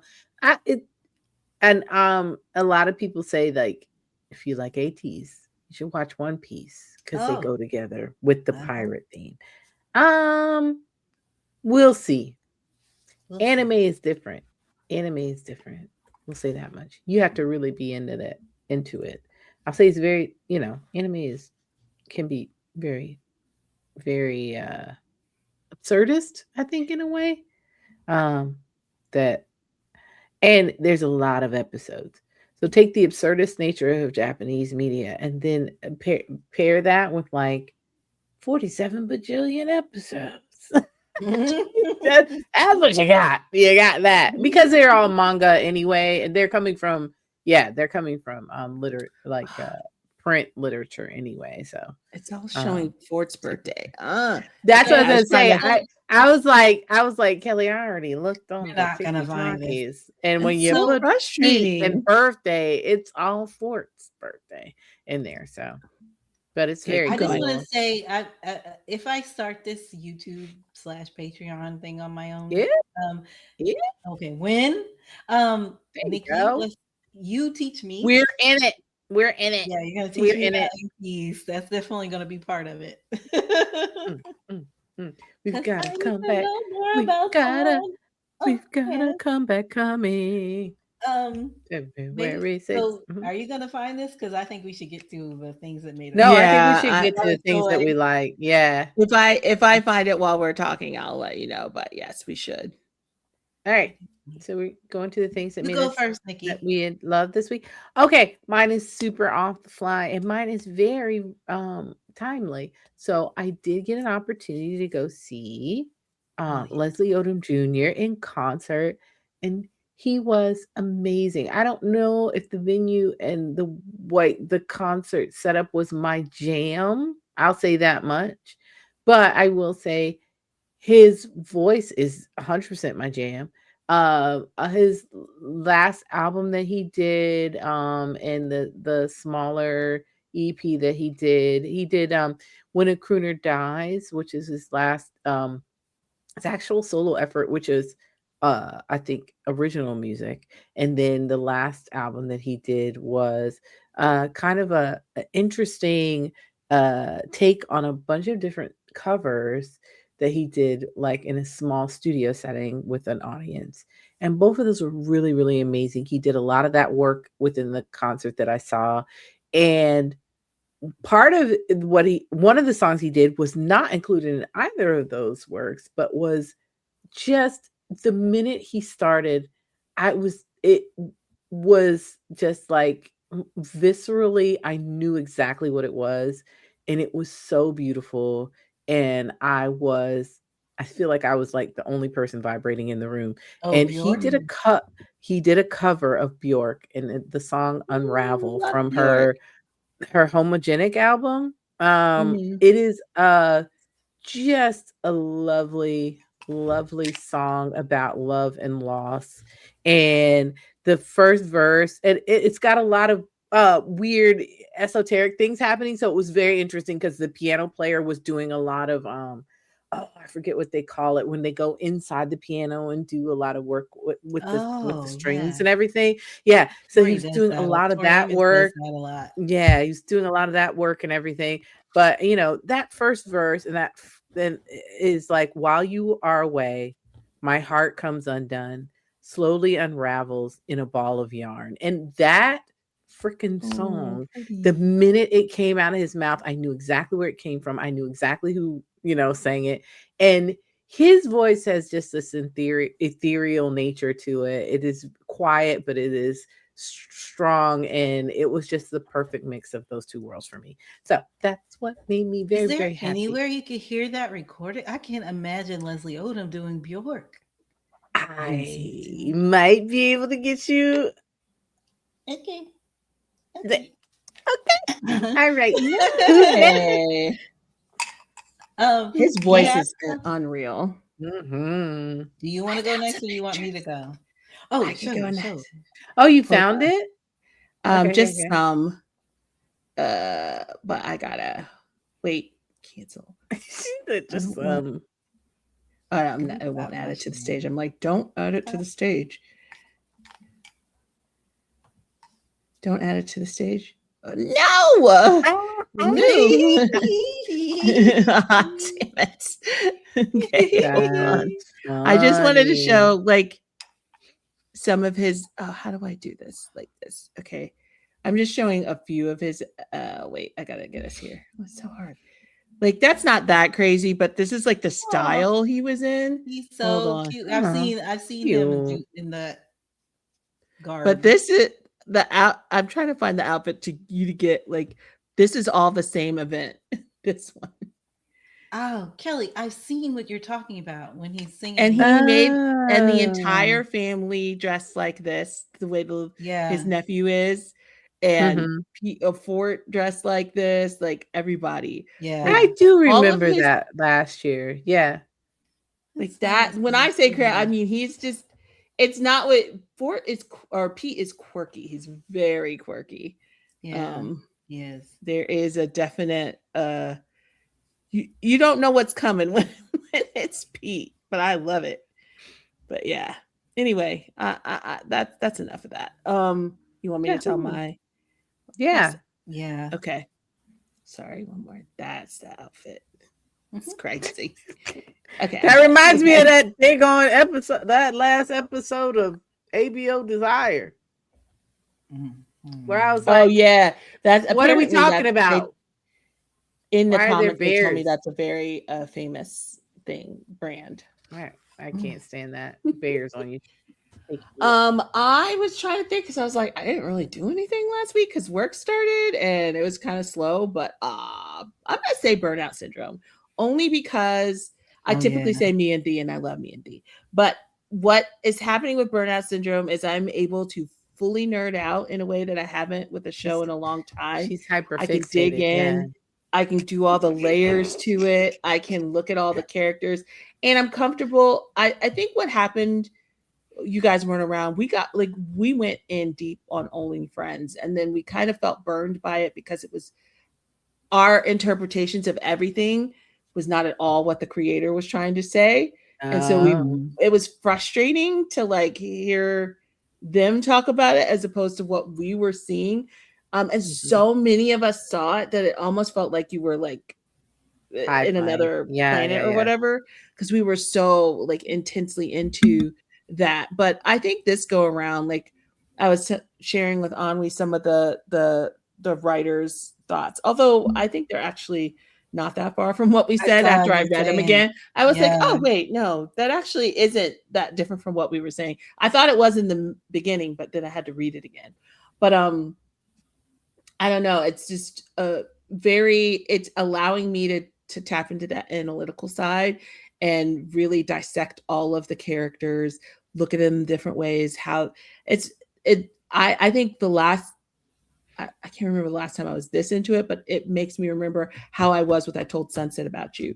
Like you guys experienced that like on your own. I would do sessions. People asked me where we would sit and do the Vicky watch, and then they would pause and I would give them information about the color story, all of the way the backstory fit in, some of the themes that there is so much subtext in I Told Sunset About You. People wrote research papers about it. Like there's so much there that I loved and I still love today. And so this is allowing me to kind of tap into that in a way that makes me happy and feel invigorated because I'm using analysis and critique, which we need to work our brains, people. I'm very nervous about the dumbing down of America specifically. It is worrisome. And so when even myself, like I have to re-engage my brain in ways that keeps me able to be analytical and to see things as they are. And so it made me happy. I like that stuff. And stay tuned. I may be doing a long form YouTube of dissecting the painting of one of the specific paintings, Equality Before Death.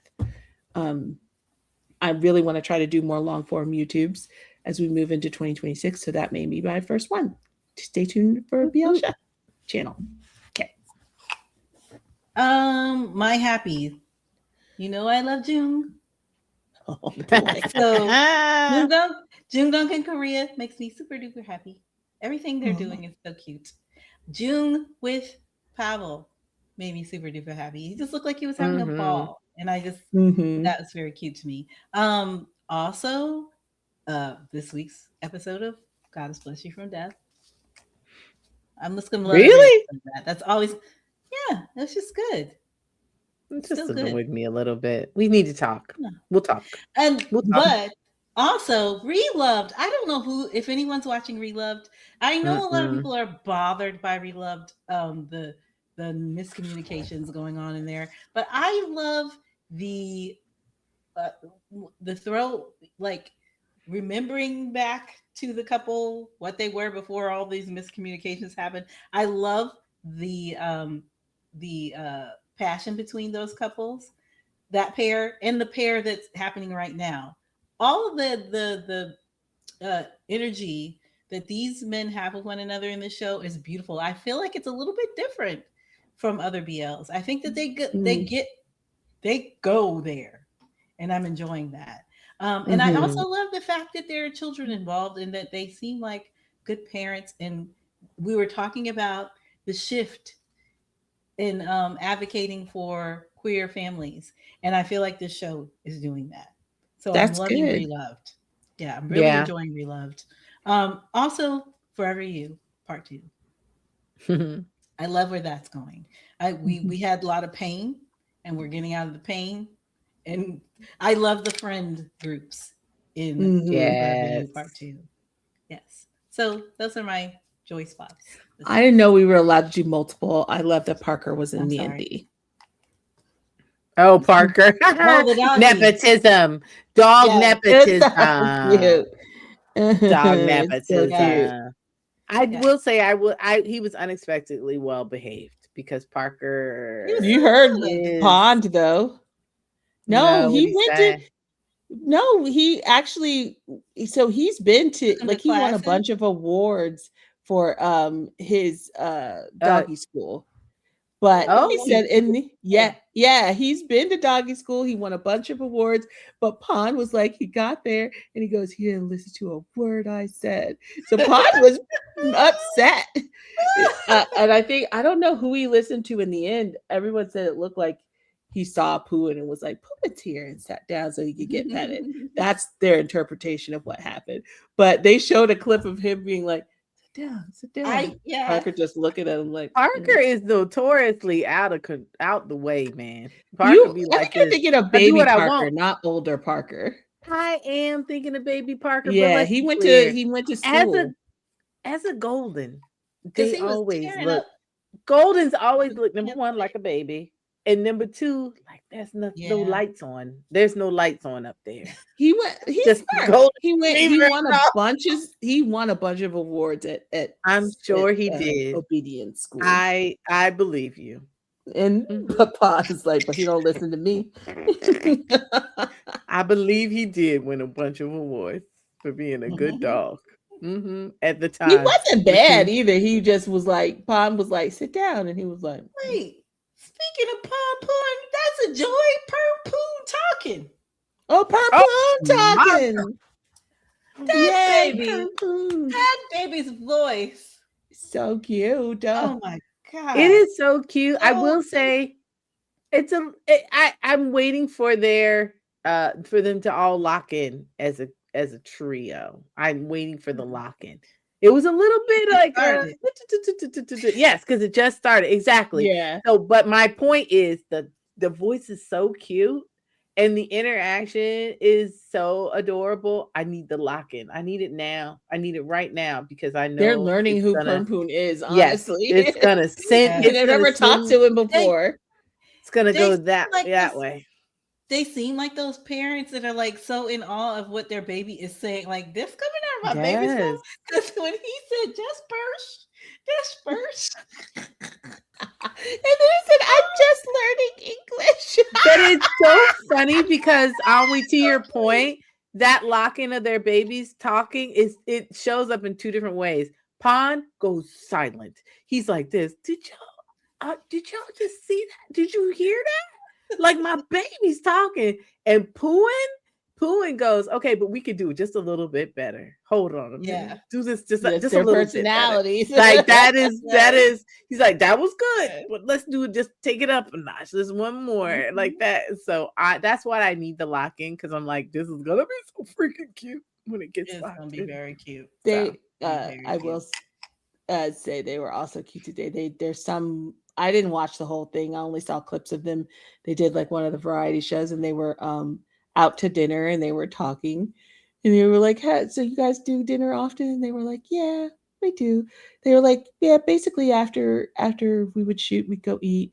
And then, sometimes on the weekends we go eat. And then, when we have free time, we go eat. So the dude was like, so you basically go eat together all the time. Go eat all the time. Well, yeah. And then sometimes he comes to my condo and we eat. Just like, y'all are... It was the way they just were like, and then they were like, guys, you are per Santa-ing this situation. That's what I was about to say. And then they're in shock and awe of per Santa. Look, per Santa don't beat around the bush. They just say that part. That's what I enjoy about per Santa. Per Santa are like this. We go eat. Per Santa's like, I go to his house. That's where I go. Perth is always like, we're never apart. I love him. I love Santa Tata. I love him. I love Tata. And then Tata's like, I go to his house. I go to his house. I love you too. All right. Yay. We did it. Yeah, I'm hungry now. Wow. For 2 hours ago, we thought we had nothing. Nothing. Nothing. I mean, not sorry. That's great. Not sorry. That's great. We said that we had a lot. It was if you were in your commute, you're where you need to be now. So you're welcome. You're welcome. Dinner is cooked. It is. Salmon pasta, something like that. Hungry. Mine is cooked. They're like this. When you coming down? I'm like, hold on. I gotta go. Yeah, we got to. I want to finish my dinner. I can go cook me something. All right, beautiful people. Thank you all for everything. We'll see you in the next one. Bye.